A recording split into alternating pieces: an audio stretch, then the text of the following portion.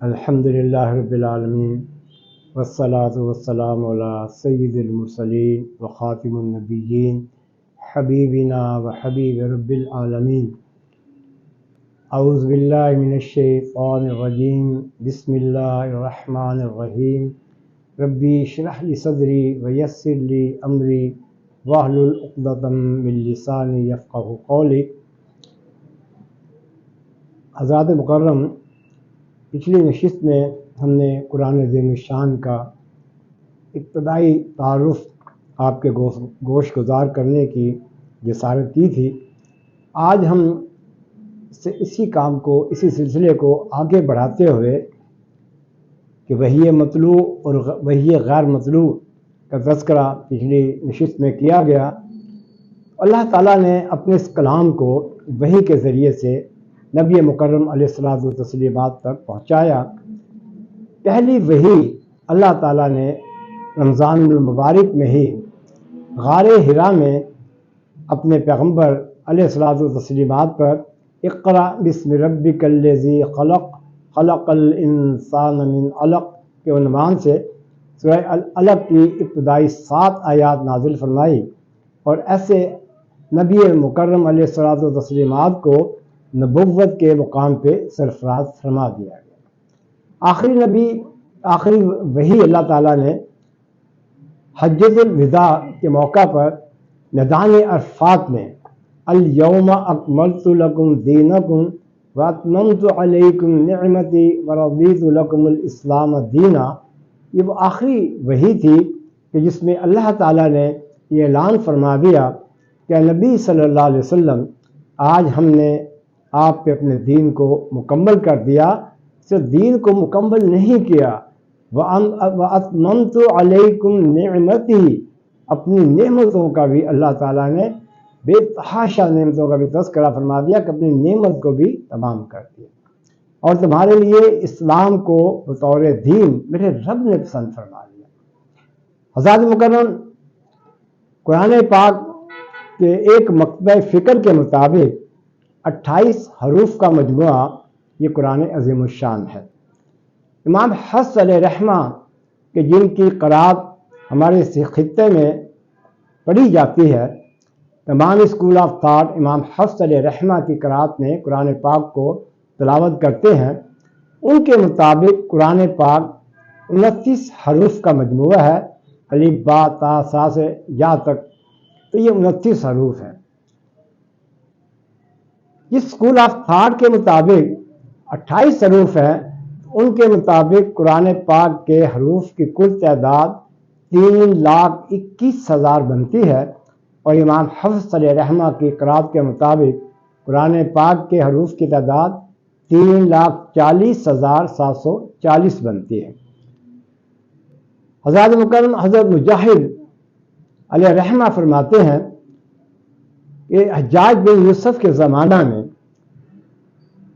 حفاظ کرام، قارئین کرام اور کاتبین وحی جو زمانے میں موجود تھے، حیات تھے، ان کو اکٹھا کیا گیا، ان کا ایک بورڈ تشکیل دیا گیا، اور اس کے ذمہ یہ کام لگایا گیا کہ وہ قرآن پاک کے حروف کا تعین فرمائیں۔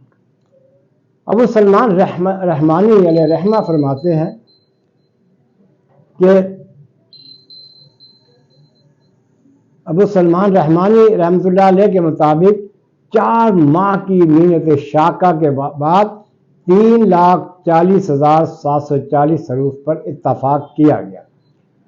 عطا بن یسار کے مطابق قرآن عظیم الشان کے کلمات کی تعداد 70,439 بنتی ہے۔ جب 2 حروف ملتے ہیں تو ایک کلمہ بنتا ہے یا ایک لفظ بنتا ہے۔ تو یہ حروف بعض کا 2 حروف مل کر ایک کلمہ، ایک لفظ بنتا ہے، جیسے ما، لا، ہا، میم، اور بعض کا 3 حروف پر مشتمل ایک لفظ یا کلمہ ہوتا ہے، جیسے الف لام میم، تا، ہا، یا، سین، اور بعض کا ان سے زائد حروف پر مشتمل کلمہ تشکیل دیا گیا۔ قرآن عظیم الشان کا दो हरूफ जो सबसे बड़े हरूफ या कलमे, दो कलमे या लफ्ज़ जो सबसे बड़े लफ्ज़ या कलमे कहलाते हैं, उनज़िमुकुमुहा, ये 10 हरूफ पर मुश्तमिल कलमा है। यस्तखलिफन्नहुम, इसके भी 10 हरूफ है। ये कुरान पाक के सबसे बड़े कलमे या लफ्ज़ हैं। हज़रात मुकर्रम, कलमा में बाज़ का पूरी आयत भी होती है, जैसे वल फज्र, अद्दुहा, वल अस्र, अलिफ लाम मीम, हामीम, यासीन, ताहा। ये अपनी जगह पे कलमे भी हैं और ये पूरी आयत भी है। हज़रात मुकर्रम, जब चंद हरूफ मिलते हैं तो एक कलमा या लफ्ज़ बनता है, और जब चंद अल्फाज या कलमात मिलते हैं तो एक आयत की शक्ल इख्तियार कर लेते हैं। आयत के मायने जमात या ग्रोह के हैं, निशानी और अलामत के मायनों में भी आता है, यानी कि हरूफ की जमात, इसको आयत कहा जाता है। आयत में दरअसल कलाम का इख्तिताम होता है, यानी कि अव्वल से आखिर कलाम का इख्तिताम, उसको आयत कहा जाता है। जैसे ज़ालिकल किताबु ला रैब फीहि हुदल लिल मुत्तकीन, कि वो किताब है जो हर किस्म के शक को शुबा से बालातर है और ये हिदायत है मुत्तकीन के लिए। तो गोया इस पर मायना पूरा जो है वो हो जाता है। इसी तरीके से जब चंद आयात मिलती हैं तो वो एक रुकू तश्कील पाता है, और रुकू में जो सिलसिला कलाम जिसका आगाज़ किया गया, उस रुकू में उस सिलसिले का तकरीबन जो है बयान मुकम्मल हो जाता है। जब चंद रुकुआत मिलते हैं तो उसको एक सूरत कहा जाता है, और जब 114 सूरतें मिलती हैं तो वो कुरान अज़ीमुश्शान कहलाता है। ये कि गोया के कुरान पाक के 6666 आयात, 540 रुकुआत, 114 सूरतें और 30 सपारों पर मुश्तमिल खालिक कायनात का एक कलाम लम यज़ल है, जो हमारे पास मौजूद है, जो हम अपनी हदायत और रहनुमाई के लिए, जो हम अल्लाह से अजर व सवाब के लिए और तिलावत कुरान अज़ीमुश्शान भी करते हैं, और इसके हिफ़्ज़ का, इसकी तफ़हीम का इंतज़ाम व इंसलाम भी करते हैं। लेकिन इब्तिदान ये बात कहता चलूँ कि आज हमारे यहाँ कुरान अज़ीमुश्शान के नज़ूल के मकसद को बड़ी सतही सतह पर लिया गया, यानी कि हमने इसको महज किताब सवाब जाना है और किताब सवाब माना है और उसी नीयत से पढ़ा है। तो इंशाअल्लाह आइंदा नशिस्तों में हम इस पर मज़ीद गौर व फिक्र करेंगे कि आखिर अल्लाह का ये कलाम क्या है, अल्लाह ने इस कलाम को क्यों नाजिल किया गया, और ये किस तरीके से इंसानों को हदायत और रहनुमाई पहुँचाता है।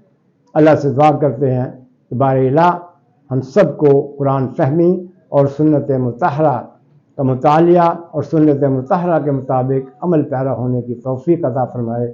व आखिर दावाना अनिल हम्दुलिल्लाहि रब्बिल आलमीन।